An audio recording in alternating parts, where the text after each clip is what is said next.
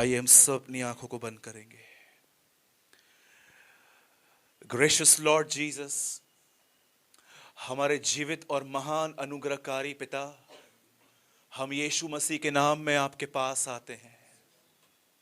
तू जिंदगियों को बदलता है, तू बीमारों को चंगा करता है, तू दुष्ट आत्माओं को निकालता है, तू कोड़ियों को शुद्ध करता है, अंधकार में पड़े हुओं को तू ज्योति देता है, जो आशाहीन है तू उन्हें आशा देता है, वे जो थके हुए हैं वो तेरे द्वारा बहुत बल प्राप्त करते हैं। तू ऊपर के आकाश और नीचे की पृथ्वी का परमेश्वर है, और तू वही है जिसने हमारे प्रभु यीशु मसीह को मुर्दों में से जिलाया। तू वही है जिसने उसके लिए गवाही दी कि ये मेरा प्रिय पुत्र है। हमारे महान यहोवा परमेश्वर, हम आपका यीशु मसीह के नाम से इस जगह पर स्वागत करते हैं। आज हमारे बीच में चलिए प्रभु, आज हमारे बीच में प्रभु वॉक कीजिए प्रभु। आज प्रभु हमारे अंदर से हर वो चीज जो आपको पसंद नहीं है उसे निकाल दीजिए प्रभु। हम आपसे ये विनती करते हैं। अब जो मैं कह रहा हूं, जो मेरे साथ एग्री हैं, वो सब मेरे साथ आमीन भी कहेंगे। स्वर्गीय पिता, हम यीशु मसीह के नाम में आपके पास आते हैं।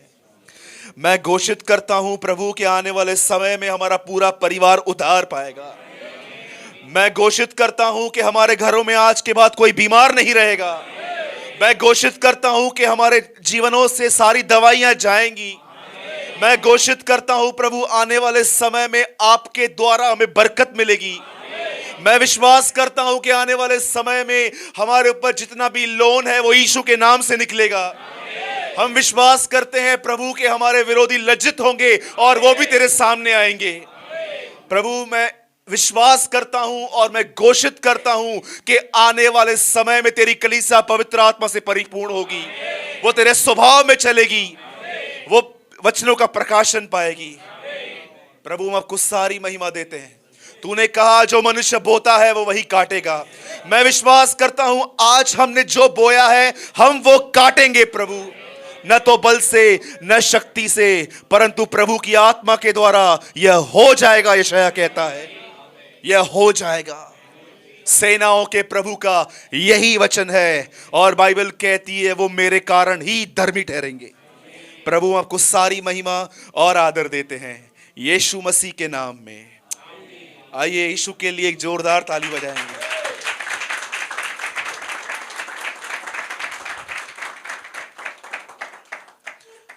नीति वचन में लिखा है, जो उसे काम में लाना जानते हैं उसका फल भोगेंगे।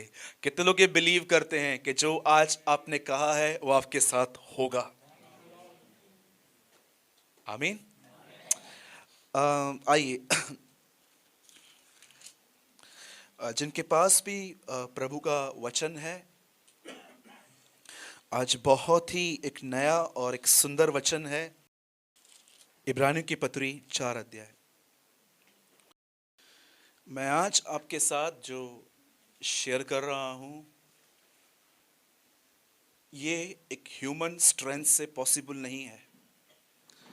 हमारी सबसे बड़ी प्रॉब्लम ये है, जैसे 1947 में ईस्ट इंडिया जो अंग्रेज हम पर राज्य करते थे वो चले गए, और ये सब भारत के लोगों को पता है कि 1947 तक वो हमारे ऊपर राज्य करते थे। लेकिन बहुत सारे मसीहों को ये बात नहीं पता है कि हम पुरानी वाचा से निकल के नई वाचा में आ गए हैं, और नई वाचा के अंदर इन अ न्यू कवर्नेंट, जैसे 1947 में एवरी इंडियन को ये बात पता है आज के हम अब ब्रिटिश गवर्नमेंट के अंडर में नहीं है, we are now living in Indian government. वैसे ही बहुत सारे मसीह लोगों को ये बात आज बिल्कुल का ज्ञात नहीं है उन्हें कि अब वो पुरानी वाचा में नहीं है, अब वो नई वाचा में है। आप जानते हैं पुरानी वाचा के अंदर एक सबसे दुखद बात क्या थी कि परमेश्वर ने उन्हें कहा था, विदाउट होली स्पिरिट तुम्हें मेरी आज्ञाओं को मानना है। लेकिन नए नियम के अंदर जो सबसे बड़ा प्रिविलेज हमें मिला है, परमेश्वर ने हम सबों को पवित्र आत्मा दिया है ताकि हम उसके साथ चल पाएं। आप जानते हैं मोस्ट ऑफ पीपल ये बात का कम नॉलेज रखते हैं, लेकिन आज आप जानिए। क्या आप जानते हैं जब परमेश्वर ने आदम को बनाया तब परमेश्वर ने आदम ने अपनी पत्नी का नाम हवा रखा, लेकिन परमेश्वर ने उसकी पत्नी का नाम हवा नहीं रखा था। उसका नाम क्या रखा था? क्या रखा था? इंग्लिश में लिखा गया है हेल्पर। अब मैं बताना चाहता हूं, जब आप नए नियम में यीशु मसीह जब पवित्र आत्मा के लिए बात करता है, आप जानते हो वो सेम वर्ड यूज करता है पवित्र आत्मा के लिए।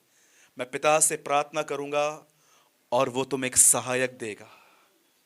जैसे हवा जो थी वो आदम के मदद के लिए थी, वैसे ही सेम पवित्र आत्मा भी आपके मदद के लिए भेजा गया है। देखो, आज मैं आपके साथ जो शेयर कर रहा हूं, मैं ये बात अच्छे से जानता हूं, आप में से अगर कोई 4 घंटा बाइबल स्टडी भी करता है ना, तो भी ये काम वो खुद की शक्ति से नहीं कर सकता। ये काम करने के लिए आपको खुदा को पुकारना है। और मैं इतना भी कहूंगा, जिसने परमेश्वर को इन चीजों के लिए पुकारा और वो ये चीज न कर पाए, इट इज इम्पॉसिबल। ठीक है, आइए मैं आपके सामने पहले बेस रख रहा हूं। आप जानते हैं, मैं कुछ इंसिडेंट्स रख रहा हूं आपके सामने जो यीशु मसीह के साथ हुए। इस पूरे पवित्र शास्त्र में जब परमेश्वर शरीर में आया यीशु मसीह के अंदर, और आपने देखा होगा इन दोनों का, पिता और पुत्र का, दोनों का नाम यस से स्टार्ट होता है। कभी एक बार आप बोलते ना hallelujah. Do you know what is the meaning of hallelujah? Hallelujah, या it's a short form of Jehovah. या मतलब उसकी स्तुति हो, यहोवा, और नए नियम में यीशु। और आप जानते हैं, जब यीशु उस पृथ्वी पर आया, मैंने उसके जिंदगी की कुछ ऐसी बातें सीखी इन दिनों में जो मैं आज आपके साथ शेयर करना चाहता हूं। आप जानते हैं कब से उससे लोगों ने टॉर्चर करना स्टार्ट किया? बाइबल कहती है 30 साल की उम्र में जब वो अपना घर छोड़ के निकला, तो सबसे पहले उसकी फैमिली ने उसके लिए एक बात कही कि इस व्यक्ति का चिट ठिकाने पर नहीं है। इंग्लिश में ऐसा कहा जाता है, he is a crazy man. आप मुझे बताइए, अगर आपकी फैमिली में से कोई भी बाहर जाके आपके लिए कहे कि ये पागल है, सोचो ये आपके लिए कितनी पेनफुल चीज होगी कि आपका परिवार आपकी इंसल्ट करता है। पर आपको पता है, यीशु मसीह को इस बात का कोई फर्क नहीं पड़ा। उसके बाद जब वो सेवकाई करने निकला, आप कांस्टेंट देख सकते हो, उसके डिसाइपल्स, उसके चेले उसे नहीं समझते थे, लेकिन ये बातें भी उसे इतनी हर्ट नहीं करती थी। तीसरी बात आप देखोगे, जब उसके साथ एक हद हो गई, जब लोगों ने उसे शैतान पुकारना स्टार्ट किया। बहुत सारे लोगों ने कहा ये दुष्ट आत्मा जो निकालता है ना, ये खुद की ताकत से नहीं निकालता है, ये कहां जाता है वहां पर सेटिंग करके आता है शैतान के साथ, ये दुष्ट आत्माओं की सहायता से दुष्ट आत्मा निकालता है। जब यीशु ने ये सुना, तब भी उसे कुछ दुख नहीं हुआ। और ये बात तो छोड़िए, जब यीशु लकड़ी पे गया, 4 लोग पकड़ के खड़े थे, 2 लोग मार रहे थे, आपको पता है यीशु वहां भी नहीं रोया। पूरी बाइबल के अंदर यीशु मसीह 2 बार रोया है। और मैं आज आपको वही 2 बातें समझाना चाहता हूं कि परमेश्वर कब आपके साथ ब्रोकन होता है रहकर। आप जानते हैं फर्स्ट टाइम यीशु कब रोया? कितनी बड़ी बात है, उसे कीले लगे, उसे गालियां पड़ी, उसके मुंह पे थूका गया, पर वो एकदम जैसा था वैसा ही बना हुआ। लेकिन एक चीज जब उसके साथ हुई, लिखा है वह रोया। और आज आपको भी ये बात देखनी है कि परमेश्वर आपके साथ आनंदित है कि वो आपके साथ रोता है। डू यू नो एक दिन क्या हुआ? बाइबल कहती है वो यरूशलेम आया, और जब उसने यरूशलेम को देखा, बाइबल कहती है वो रो पड़ा। ही क्राई, वो रोया। क्यों रोया वो? उसके नीचे रीजन लिखा है, क्योंकि उसने ऐसी बेड़ें देखी जिनका कोई चरवाहा नहीं था। आपको पता है प्रभु यीशु कब रोता है? जब एक कलीसिया को एक अच्छा लीडर नहीं मिलता, जब वो देखता है कि जो लीड कर रहे हैं चर्च को, वो एक करप्शन में जी रहे हैं, ये बात उसे तोड़ती है। मैं एक जगह पर प्रचार कर रहा था, और मेरे पहले एक प्रीचर बुलाए गए थे, and he preach like that. उन्होंने ऐसा प्रचार किया कि अगर तुम अपना पैसा प्रभु को नहीं दोगे तो डॉक्टर को दोगे। मेरी आत्मा जल गई अपने आप में। पैसा दो प्रभु के राज्य में, अगर नहीं दोगे तो ये तुमको डॉक्टर को देना पड़ेगा। और लोग डर डर के डाल रहे थे। और मैं सच कह रहा था, मैंने प्रभु से प्रार्थना की, प्रभु मीटिंग पूरी होने के बाद मुझे इस आदमी से 10 मिनट मिलना है, ताकि मैं जानूं कि किस यीशु का प्रचार कर रहे हैं हम। परमेश्वर हर्ट होता है ऐसी प्रीचिंग से। परमेश्वर हर्ट होता है उन प्रचारकों से जो अपनी चर्च को गिल्ट में लेके जाते हैं। Do you no guilt? जिस जिस प्रचार को सुन के आपके अंदर गिल्टीनेस आती है कि मैं कितना घटिया आदमी हूं, मैं कब सुधरूंगा। आपको पता है पौलुस कहता है gospel is the gospel of hope. सुसमाचार उम्मीद का सुसमाचार है, आशा का सुसमाचार है। वो प्रचार जो आपको गिल्ट में लेके जाता है, वो प्रचार कभी परमेश्वर की तरफ से नहीं हो सकता। यीशु मसीह ने कभी भी ये नहीं कहा कि तुमने सुना था और तुम्हारे साथ ये होगा, फुल स्टॉप, जाओ। यीशु मसीह ने हमेशा उन्हें रास्ता दिखाया कि भले ही तुम कैसे भी हो, तुम बाहर आ सकते हो। The gospel is the gospel of hope. और जब परमेश्वर देखता है ऐसे प्रचारकों को जो चर्च को गिल्ट में लेके जा रहे हैं, जो परमेश्वर का एक गलत चित्र वहां पर भेज रहे हैं, बाइबल कहती है वह उस समय रोया जब उसने देखा कि ये ऐसी भेड़ें हैं जिनका कोई चरवाहा नहीं है। मेरे भाइयों और बहनों, मैं आपको बताना चाहता हूं, आप में से कितने भी लोग यहां पर हैं, चाहे आपके लाइफ में एक सीक्रेट सिन है या आप एक पब्लिकली सिन करते हैं, मैं आपको बताना चाहता हूं, स्टिल यू हैव होप। परमेश्वर आपको छुड़ा सकता है। सिर्फ एक कंडीशन पे आपको और मुझे ईमानदार बनना है, उसके सामने मान लेना है कि हां प्रभु मैं ऐसा हूं। बड़े से बड़ा गुनहगार वहां से आ सकता है। एंड सेकेंड थिंग जो मैंने उस प्रीचर के मुंह से सुनी, जानते हो उन्होंने क्या कहा? Jesus loves Sinners. आपको पता है इस पूरे होल बाइबल में ये वर्ड नहीं है। अगर आपको कहां मिले तो प्लीज आप मुझे दिखाना। The Bible says Jesus calls sinners to repentance. मैं पापियों को मन फिराने के लिए बुलाने आया हूं। आपको पता है पूरी न्यू टेस्टामेंट में आपको कहां भी ये वर्ड नहीं मिलेगा कि पापियों से प्रेम। बाइबल कहती है मैं पापियों को मन फिराने के लिए बुलाने आया हूं। और ये मन फिराना कैसा होता है कि परमेश्वर आपसे कॉन्स्टेंटली आपकी गलतियों को नजरअंदाज करता है, माफ करता है आपको, फिर भी आपके गलत रवैये के बाद भी वो आपसे प्रेम करता है। इसलिए रोमियो में लिखा गया है कि परमेश्वर की भलाई तुम्हें मन फिरा का अवसर देती है। कभी आपने सोचा कि आपके अंदर कोई बदलाव न होने की वजह से भी खुदा क्यों आपको अपना प्रेम देता है, आपकी सारी जरूरतें पूरी करता है, ताकि आप अब मन फेर के उसके पास आए। बहुत ब्यूटीफुल लिखा है इंग्लिश में, the goodness of God lead man to repentance. एक परमेश्वर की भलाई तुम्हें मन फिराना सिखा देती है। आज मैं अपना फर्स्ट क्राइम यहां पर जो यीशु का था कि उसने देखा कि यरूशलेम को एक अच्छा चरवाहा नहीं है, वो रो पड़ा। अब मैं दूसरा आपके साथ शेयर करना चाहता हूं जो हमारे जिंदगियों से बहुत जुड़ा हुआ है। आइए, मैं चाहता हूं कि आप में से जिनके पास भी बाइबल है, पवित्र शास्त्र है, हम सब ओपन करेंगे इब्रानियों की पत्री 4 अध्याय। कोई मेरे साथ पढ़िए 4:2।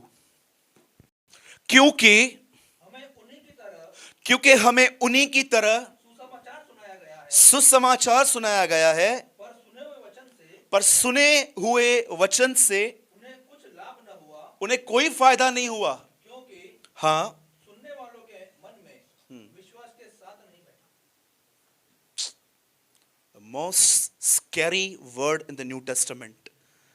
आप जानते हैं यहां पर क्या लिखा है? इजराइलियों के लिए लिखा है, वे हमारी तरह बाहर आए, जैसे वो मिस्र से बाहर आए, हम संसार से बाहर आए। वो मूसा के पीछे पीछे चल रहे थे, हम यीशु के पीछे पीछे चल रहे थे। हमारा पानी का बपतिस्मा हुआ जब वो लाल समुद्र के नीचे से गुजरे, उनका बपतिस्मा हुआ। हमारा पवित्र आत्मा का बपतिस्मा हुआ, वो बादल के नीचे थे, उनका बपतिस्मा हुआ। पर आपको पता है वे नाश हो गए, और जिस वजह से वो नाश हुए वो सिन यहां मेंशन है, लिखा है उनके अंदर विश्वास के साथ बैठा नहीं। आप जानते हैं किन लोगों के अंदर परमेश्वर का वचन विश्वास के साथ नहीं बैठ पाता? Do you no this thing?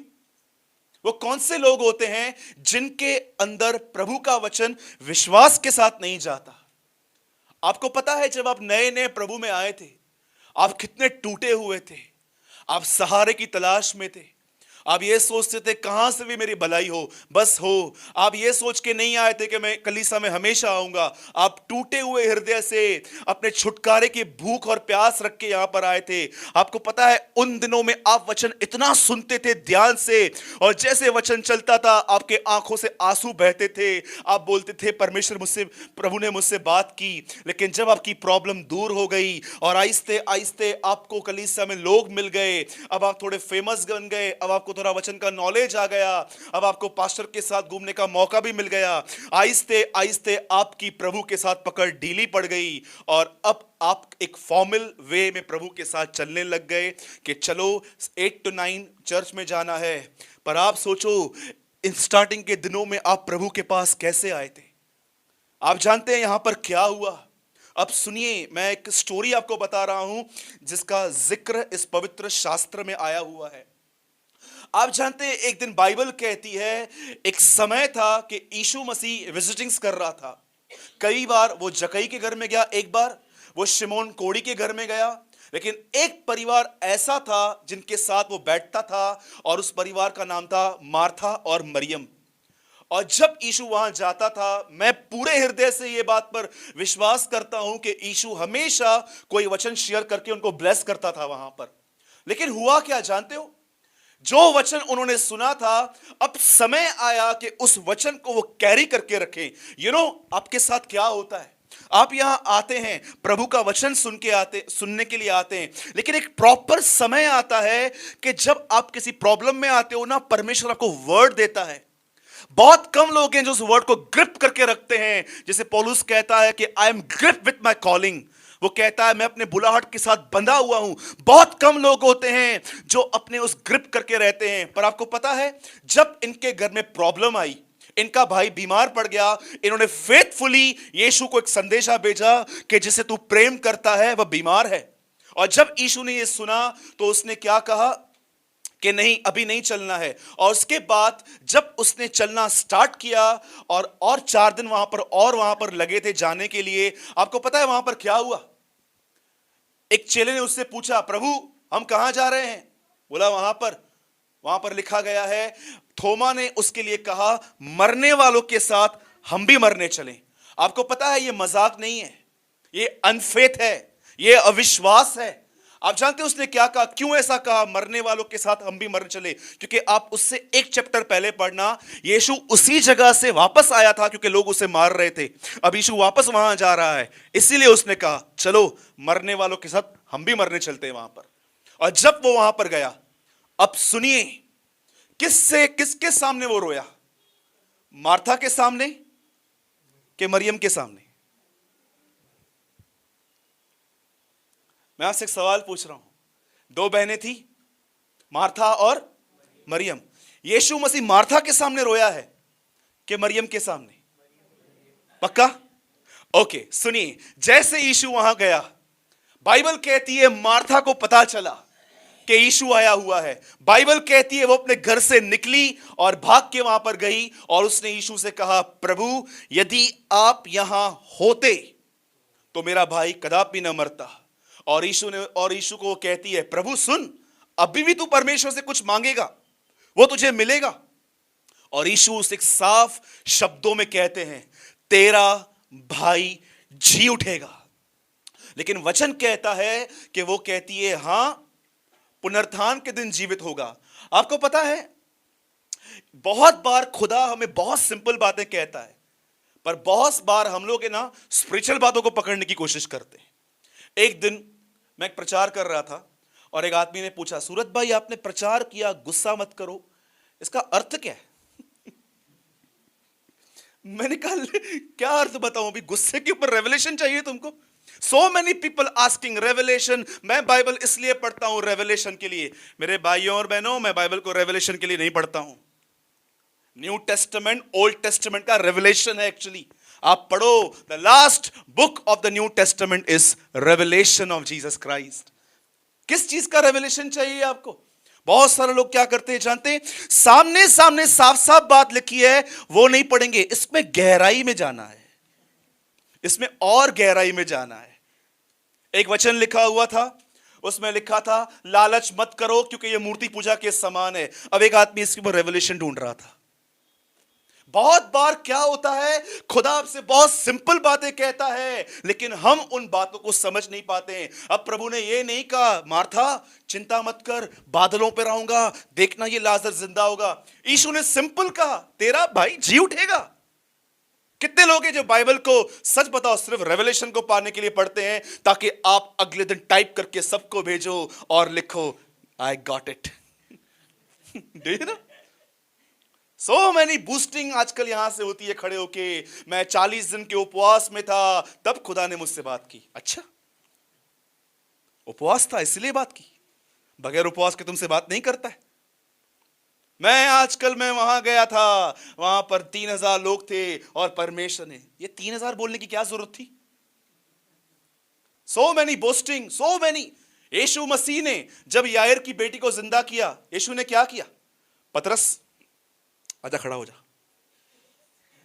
बेटी स्माइल स्माइल बेटा स्माइल स्माइल दे बेटा, सारे ग्रुप से फॉरवर्ड कर देना। यीशु ने ये कहा फेसबुक पे अपलोड कर देना, मैंने किया है। यीशु ने सिंपली कहा इसे कुछ खाने को दो। आपको पता है हमारे यीशु मसीह की सेवकाई कैसे थी? लोगों को ठीक करने के बाद वो उनको कहता था किसी से मत कहो, क्योंकि उसे डर था कहीं ऐसा ना हो ये लोग मुझे राजा बना दें और वह पर्पस जो क्रूज पे मरना है वो चला जाए मेरे लिए। मनुष्य का पुत्र इसलिए नहीं आया था। और आप जानते हैं जब ये लेडी एक सिंपल बातों को नहीं समझ पा रही थी, चली गई और अंदर जाके झूठ बोलती है। मरियम को बोलती है गुरु तुझे बुला रहा है। बुलाया भी नहीं था।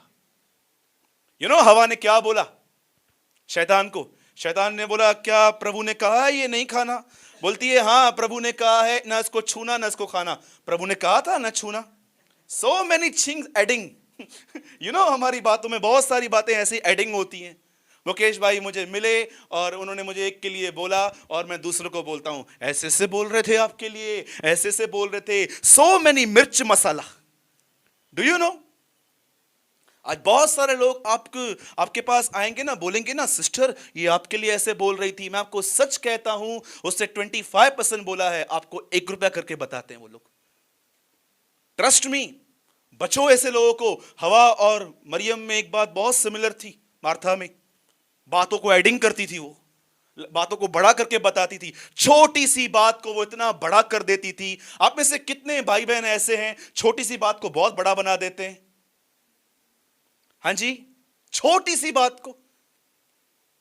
घर पे आए आप, कांच का ग्लास टूट गया और आपने पूरा चाय आपको ठंडी मिली, इस बात का पतंगड़। ग्लास टूट गया, इस बात का पतंगड़। रोटी आपको ठंडी मिली, अरे खा लो। किनको ये भी नहीं मिलती है? सीएसटी स्टेशन पे एक बार मेरा खाना गिर गया था, मैं उसको उठाना भी पसंद नहीं करता था, लेकिन 5 मिनट में एक बच्चे ने पूरा खाना खा लिया मेरे सामने, क्योंकि नहीं मिलता है। लोग 10 रुपए के बजिए में सारा दिन निकालते हैं और हमें इतना कुछ मिलता है। और जानते हो यहां क्या हुआ? जब ये मोस्ट स्पिरिचुअल बहन वहां पर आई, एक आत्मिक सिस्टर वहां पर आई, वो क्या बोलती है? प्रभु आप यहां होते तो मेरा भाई न मरता। आपको पता है जब यीशु ने ये बातें सुनी, लिखा है ही वीप, वो रोया। क्यों मरियम के सामने रोया आपको पता है? मार्था के सामने नहीं रोया वो। मैंने बहुत बार ये प्रार्थना की, प्रभु जब आप मार्था से बात कर रहे थे तब आपने अपना आंसू नहीं बहाया, लेकिन व्हेन यू मीट मैरी, जब आप मरियम से मिले आप क्यों रो पड़े? और प्रभु ने मुझे कहा तुझे याद है मैं इस परिवार के पास एक बार गया था? हाँ प्रभु मुझे याद है। कौन थी जो पैरों पे बैठी थी? Not Martha, Mariam. आपको पता है खुदा किन के साथ रोता है? वो बेचारा उनके लिए नहीं रोता जो हफ्ते में सिर्फ 1 दिन कलीसिया अटेंड करते हैं, लेकिन वो उन लोगों से निराश हो जाता है जो ऑलमोस्ट एवरी मीटिंग आते हैं, लेकिन जब उनके ऊपर कुछ टेम्पटेशन, उनके सामने कुछ लैकनेस, कमजोरी आती है, वो उनको देख के रोता है कि ये लोग कितना जोर जोर से शाउट करते हैं आमीन, प्रेज द लॉर्ड, हालेलुया, लेकिन आज ये लोग मेरे साथ स्टैंड नहीं है। आप जानते हैं पूरे इंटायर बाइबल में यीशु मसीह तब नहीं रोया जब उसे कीले लग रहे थे, वो उस समय रोया जब उसने देखा मेरे साथ रहने वाले लोग मुझ पर भरोसा नहीं करते। आप सोचो, आप एक बाप हो और आपके पास लाखों रुपए हैं, करोड़ों रुपए हैं, और आप अपने बेटे को एसएमएस करते हो कि बेटा तुझे कितना पैसा चाहिए, और आपका जो बेटा है वो आपको रिप्लाई करता है आप कहां से दोगे, आप खुद भिखारी हो। कितनी हर्ट करेगी ये बात।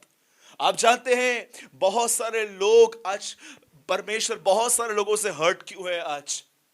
क्योंकि परमेश्वर उन्हें देखता है कि वो कैसे चल रहे हैं जब वो अपने प्रॉब्लम्स में आ रहे हैं। आपको पता है प्रभु यीशु क्या उपेक्षा कर रहा था? जब यीशु ने उससे पूछा तुमने उसे कहां रखा है, वो कहती है प्रभु हमने उसे कब्र पे रखा है। लिखा है यीशु वहां पर गया और जैसे वो वहां पर खड़ा हुआ और वो कहता है इसको हटाओ, लिखा है पत्थर को हटाओ, हटाओ इस अविश्वास को वहां से। और जैसे यीशु वहां पर गया, आपको पता है यीशु क्या एक्सपेक्ट कर रहा था इस परिवार से? मैं आपको बताना चाहता हूं ये कैसे हुआ। जब लाजर मरा और जब उसका बॉडी वहां पड़ा हुआ था, वहां पर स्मेल आना स्टार्ट हुआ होगा और सब लोग वहां पर मार्था और मरियम के पास आए होंगे, अरे हैजा फैल जाएगा, प्लेग फैल जाएगी, इसे उठाओ, समझ क्यों नहीं रही हो? आपको पता है उन्हें क्या उत्तर देना पड़ेगा? जैसे उनके ऊपर एक प्रेशर आया, वैसे ही लाइफ में आपके ऊपर भी बहुत प्रेशर्स आएंगे। अरे शादी में पैसा कहां से आएगा, ये कैसे होगा, वो कैसे होगा। लाइफ कभी कभी आपके सामने इतनी प्रेशराइज आपको करेगी। जब इन दोनों बहनों को प्रेशराइज हुआ, उन्हें ये बोलना चाहिए था जोर से, हम इसे नहीं उठाएंगे, वो हमारे लिए आएगा, कुछ भी हो जाए वो हमारे लिए आएगा, वो आएगा और मेरे भाई को मुर्दों में से जिंदा करेगा। उसे ये बोलना चाहिए था। हम लोग जानते हैं क्या करते हैं, हम प्रेशर में आते हैं, डिस्टर्ब होके बैठ जाते हैं और हमारा मूड ऑफ हो जाता है। मार्था और मरियम को ये बोलना चाहिए था, हम इसे नहीं उठाएंगे, हमारा प्रभु यीशु आएगा और इसे मुर्दों में से जिंदा करेगा। और जब यीशु वहां आया, वो वहां पर नहीं था, इसीलिए बाइबल कहती है वो रोया। मेरे भाइयों और बहनों, याद रखिए, पहाड़ पर चढ़ने के लिए एक एंकर होती है, एक ऐसा ट्रायंगल रहता है लोहे का, इसकी जो रस्सी बंधी हुई रहती है, उसे पहाड़ पे फेंककर एक इंसान पूरी माउंटेन्स पे चढ़ता है। इसी पत्री के आगे लिखा है, Jesus is the anchor of your hope. आपने सिर्फ सुना होगा कि प्रभु उनके साथ दुखी होता है जो जानबूझ के व्यभिचार करते हैं, गलत गलत थॉट्स को एंटरटेन करते हैं, गालियां देता है। पर डू यू नो, हत्यारों से कहा गया तू आज ही मेरे साथ स्वर्गलोक में होगा। व्यभिचारियों से कहा गया तुझ पर दंड किया गया नहीं है। इनके लिए कोई आंसू नहीं बहाए गए। आंसू तब बहा जब उसके खुद के लोग उस पर विश्वास नहीं करते थे। सेम हिस्ट्री आज भी रिपीट हो रही है, सेम। कई लोग कहते हैं ये इब्रानियों की पत्री तो उन लोगों के लिए थी, तो आप फिलिप्पियों क्यों पढ़ते हो? फिलिप्पियों भी तो उनके लिए थी, कुरिन्थियों के लोगों की थी। पौलुस कहता है हर बात हमारे लिए लिखी गई है जो जगत के अंतिम समय में रहते थे। प्रभु आपको सिखा रहा है इनकी तरह मत बनो। अब आप कहोगे सूरज भाई मैं नहीं बनना चाहता हूं ऐसा, मैं चाहता हूं मैं विश्वास करना, पर मैं नहीं कर पाता हूं। आप मेरे घर पे चलिए, लोगों का बिहेवियर देखिए, कैसा इनका बिहेवियर है। आप मेरे बिजनेस में आइए, देखो ये जीएसटी नोटबंदी के बाद कितना प्रॉब्लम आया है। मैं समय भी नहीं चाहता हूं कि मेरे लाइफ में हो, मैं टूट जाता हूं। आपको पता है आपको क्या करने की जरूरत है? मैं 2 दिन पहले एक परिवार से मिला, हम सब भाई वहां पर गए थे। आपको पता है नए नियम में एक सबसे सुपर प्रिविलेज क्या है? Do you no? कितने लोग ये बात जानते हैं? जब यीशु मसीह शादी में गए, जो दाखरस वहां खत्म हुई, वो किसने बनाई थी? प्लीज क्वेश्चन सुनिए ध्यान से। जो पहली दाखरस समाप्त हुई वो किसने बनाई थी? It's a man made wine. लेकिन आपको पता है जब दूसरी दाखरस बनाई गई, उसके लिए अंगूर नहीं मंगाए गए थे। यीशु ने नहीं कहा ग्रेप जूस लेकर आओ, ग्रेप्स लेकर आओ, अभी उसके ऊपर चलना चालू करेंगे हौद में और निकलता जाएगा। Do you no, second wine super natural way से बनी थी। हम उस सुपर नेचुरल वे में आए हैं। आपको पता है, यदि आप ये देख रहे हो ना कि प्रभु मैं चर्च में वर्ड बहुत एंजॉय करता हूं, लेकिन यहां से जाने के बाद वापस मेरा माइंड उन्हीं में जाता है और मैं ट्रस्ट नहीं कर पाता हूं। आपको परमेश्वर को पुकारना चाहिए कि प्रभु मुझे विश्वास वापस चाहिए जो मैं खो चुका हूं। याद कीजिए पहले के दिनों को, कैसे आप विश्वास में चलते थे, किसी के सामने हाथ फैलाना पसंद नहीं करते थे, हर एक के सामने। अरे स्टार्टिंग के डेज में रूल्स थे हमारे लाइफ में, हम अपनी नीड्स किसको शो नहीं करते थे, इतना विश्वास में चलते थे। अचानक हम पीछे हो गए। ये नई दाखरस उन्हें मिलती है अगर आप वह विश्वास पाना चाहते हैं जिस विश्वास की आप खोज में हैं। इसे आप खुद प्रोड्यूस नहीं कर सकते। याकूब में लिखा है, हर उत्तम वस्तु, हर अच्छा दान ज्योतियों के पिता की ओर से आता है। It's come from the father of lights, English में लिखा है, वो वहां से आता है। आपको निराश होने की कोई जरूरत नहीं है। जो चीज आपके पास नहीं है उसको लेके गिल्ट में लेने की जरूरत नहीं है, मेरे पास नहीं है। आपको सिर्फ परमेश्वर को पुकारने की जरूरत है। मसीह जीवन में हर चीज सुपर नेचुरल वे से मिलती है। लिखा है ऊपर से आती है, नीचे से कुछ नहीं आता।